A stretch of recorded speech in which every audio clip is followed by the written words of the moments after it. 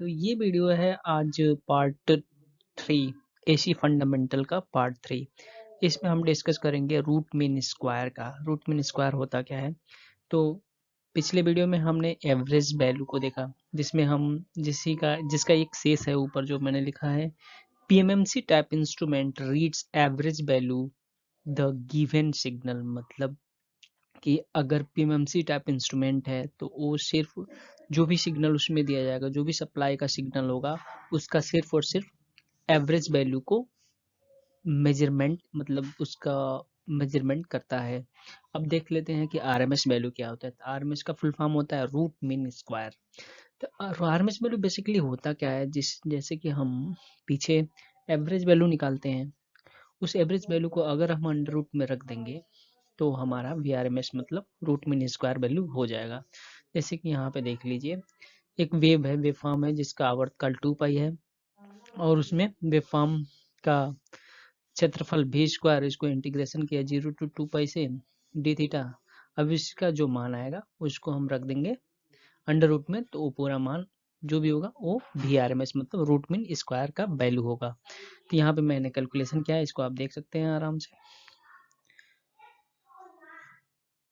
अब पिछले कैलकुलेशन से हमें लास्ट में यही मिलता है कि VRMS का मान निकलेगा हमारा 0.707 VM। मतलब ये साइनोसाइडल वेव फॉर्म का जो भी मैंने निकाला है VRMS root mean square value, वो एक साइनोसाइडल वेव फॉर्म का था।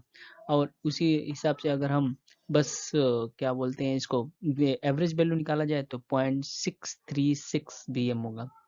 यहाँ पे मैंने इन दोनों को लेके मैं एक पॉइंट लिखा हूँ जो कि काफी इंपॉर्टेंट है। लिखा है कि RMS value is always greater than average value accept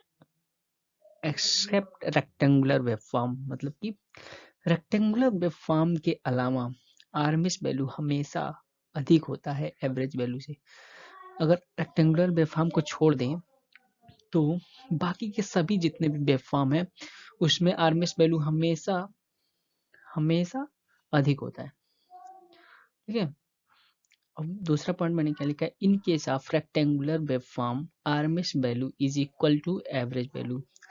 तो अगर इसके अलावा सारे में आरएमएस वैल्यू अधिक है तो इसमें क्या होता है, तो इसमें ये होता है कि रेक्टेंगुलर वेव फॉर्म में आरएमएस वैल्यू और एवरेज वैल्यू दोनों का मान समान होता है।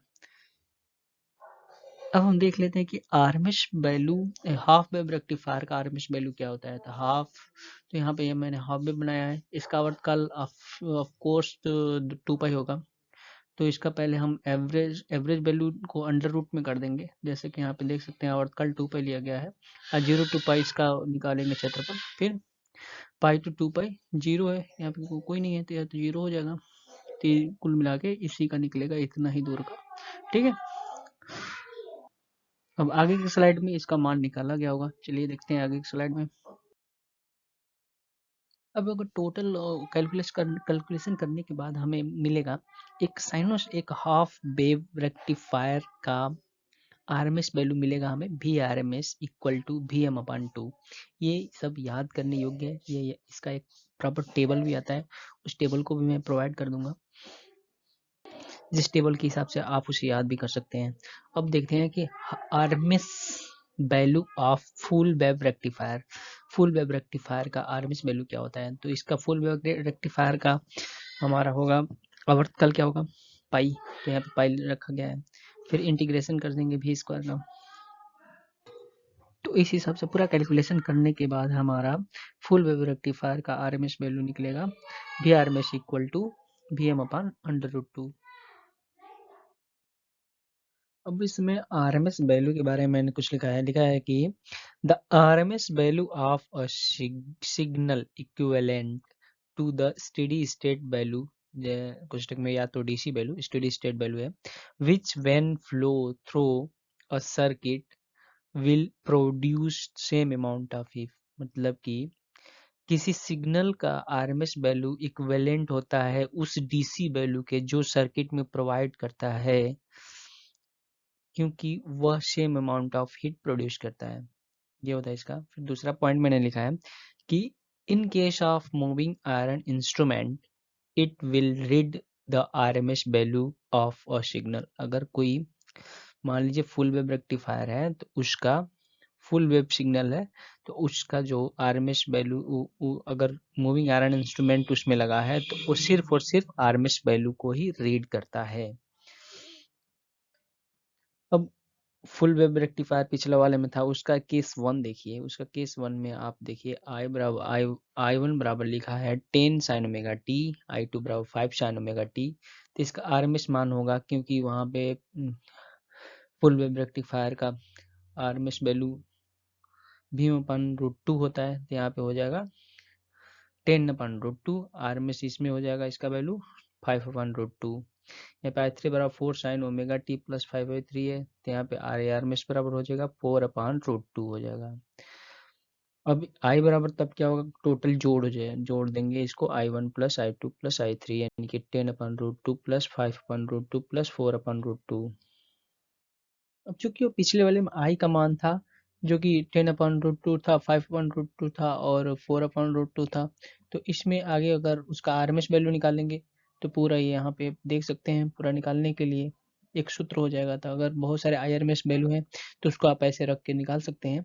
आरएमएस इक्वल टू होता है अंडर रूट में, पूरे अंडर रूट में आपका हो जाएगा Irms1 का होल स्क्वायर प्लस Irms2 का स्क्वायर प्लस Irms3 का square plus dot dot dot Irmsn का स्क्वायर। अगर आपको बहुत सारे Irms मान निकालने हैं तो इसमें टोटल का Irms मान, बहुत सारे Irms मान दिए गए हैं और टोटल का निकालना है तो आप ऐसे निकाल सकते हैं। बहुत सारे करंट अगर दिया गया है तो। अगर आगे अब अगला केस 2 है। केस 2 में आपको फुल प्योर डीसी का सिग्नल है, तो उसमें आपको यहाँ पे लिखा हूँ कि प्योर डीसी में सब मान सेम ही होता है। जैसे कि अगर आरएमएस मान हो, एवरेज मान हो, मैक्सिमम मान हो, सब मान सेम होता है। चूंकि इसलिए मैं यहाँ पे लिखा हूँ कि इसमें चूंकि धारा डीसी है तो इसमें कोई भी साइनोसॉइडल वेव ना होने के कारण इसका जो भी मान होगा उसमें आरएमएस, एवरेज आज सभी वही मान होंगे। मतलब सारे मान एक ही होते हैं, आरएमएस हो, एवरेज हो, इसमें आरएमएस एवरेज होता ही नहीं है, सब मान एक ही होता है। ठीक है। अब इसमें हम तीसरा केस देख लेते हैं। पहला केस में हमने क्या देखा, प्योर साइनोसॉइडल वेव था जो फुल वेव रेक्टिफायर का था। और दूसरा केस क्या था, प्योर डीसी था जिसमें एक पूरी लाइन थी, एक लगातार जाने वाली एक सिग्नल था जिसमें कोई साइनोसॉइडल वेव नहीं था। लेकिन अब ये तीसरा केस क्या है, इसमें कांस्टेंट मतलब एक कांस्टेंट वैल्यू के साथ साइनोसॉइडल वेव भी है। तो इसमें हम देख लेते हैं। तो ये जो लिखा है कि 10 sine omega t plus 12 sine 2 omega t plus 5 omega t plus 5/3। तो इसमें जो यहाँ पे मैंने देखिए नोट किया है इसको कि ये 10 है, ये डीसी है, मतलब ये कांस्टेंट है, कांस्टेंट वैल्यू के साथ साइनोसॉइडल वेव है। तो इसका एक फार्मूला होता है कि I R M S equal to, अगर इसमें आपको आई आर एम एस मान निकालना है, रूट मीन स्क्वायर का वैल्यू निकालना है, I R M S current निकालना है, तो आपको अंडर रूट में लिखेंगे डीसी का स्क्वायर, मतलब इस कांस्टेंट का स्क्वायर प्लस Irms1 का स्क्वायर, इसका 1 का स्क्वायर, Irms2 का स्क्वायर प्लस Irms3 का स्क्वायर इसका। ये अगर इसमें मान रख देंगे तो आपका Irms वैल्यू निकल जाएगा।